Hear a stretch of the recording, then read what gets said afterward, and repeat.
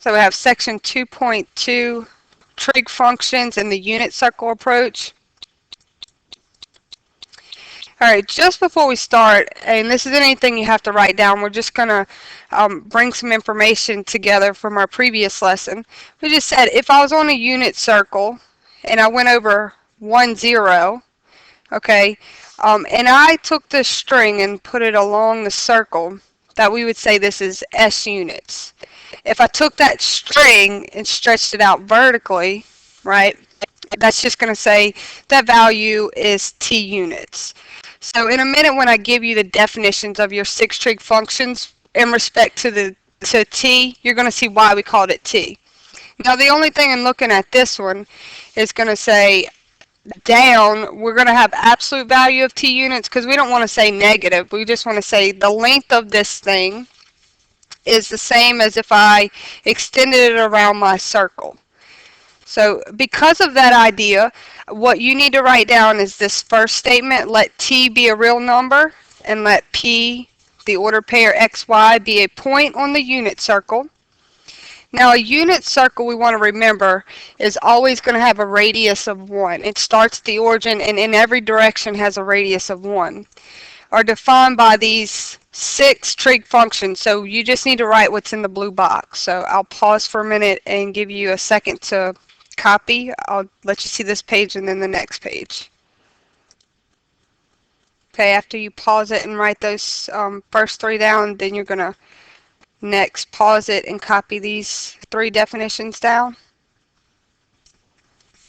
Okay, so after you have your 6 trig functions, the next thing we're going to do is going to find the exact value of trig functions using a point on the unit circle. With this first slide, I'm just going to use it to show you, so I want you to just watch, and then afterwards we'll do an example following. Find sine, cosine, tangent, cosecant, secant, and cotangent if they give us a particular point P, which if we come over here, they tell us, here's your point that you're going to be working with. We're going to use those definitions that you just wrote down to calculate all 6 of the trig functions. So sine of T, by your definition, was sine of T is equal to y. What is the y value of this point? You would tell me square root of 3 over 2. That's exactly where they got the answer from. The next thing, they say, what is the cosine? The cosine, by your definition that you just wrote down, is cosine of T is equal to x. What's the x value? Negative 1/2. That's where this answer comes from. The tangent, just ignore these A's and B's right now. The tangent of T is your y over your x. So if I came to my point and I did the y value over the x value, I have this calculation. Now, if you simplify this and do the algebra, we will get negative square root of 3. In our next example, I'm going to do all the algebra and take you step by step. But right now, I'm just showing you how the trig applies. Okay, so we move on. Cosecant of T, by your definition, is going to be 1 over the y value. So here's my 1, and then the y value is the square root of 3 over 2, right here. And then algebraically, we're going to calculate, and we will finish with 2 square root of 3 over 3. We move to the next trig function, which is our secant. Look at your definitions, and the secant function is secant T is 1 over the x value. 1, and then the x value is this negative 1/2. And then algebraically, we would simplify to negative 2. Moving to cotangent. Cotangent, by our definition, is the x value over the y, so it's going to be this value over this value, represented in this location. Simplify algebraically, and we get this. So we can now, given a point, find all 6 of the trig functions. Let's practice one.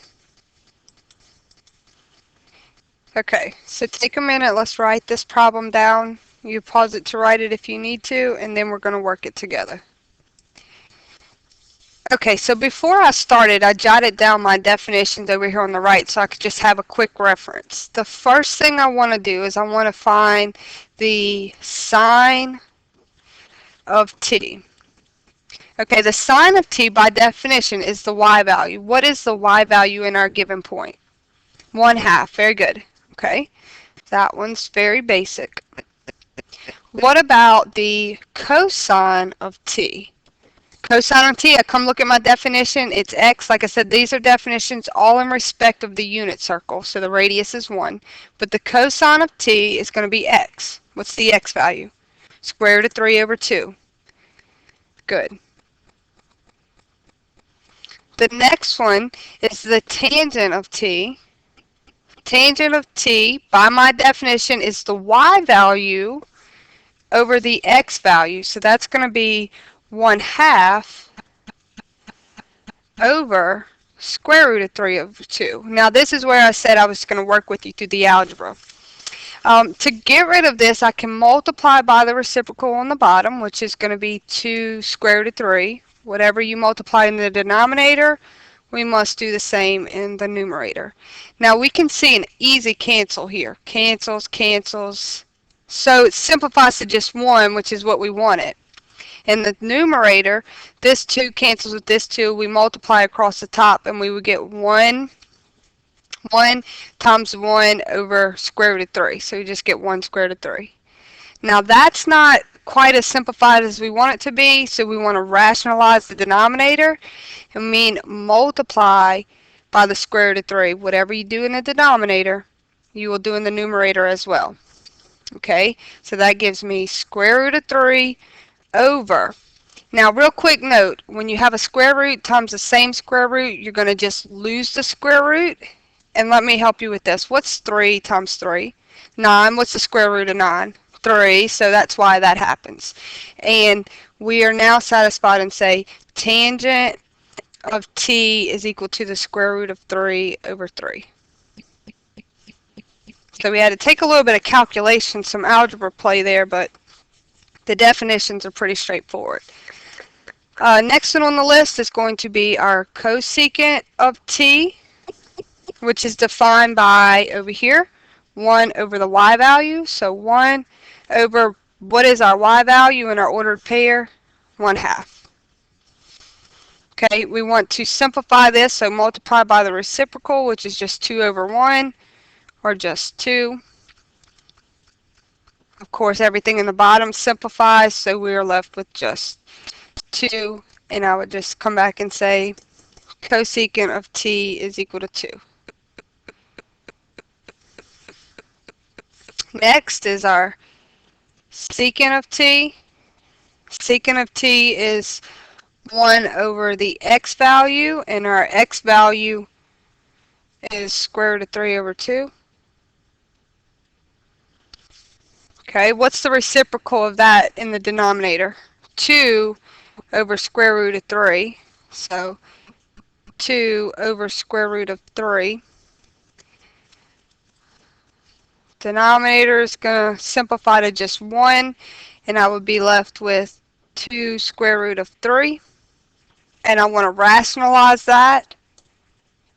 So we multiply the square root of 3 times the square root of 3 and multiply straight across. So 2 square root of 3. And said the square root of 3 times the square root of 3 would just give us 3. So secant of t is equal to 2 square root of 3 divided by 3. And then we have our last one, which is cotangent t.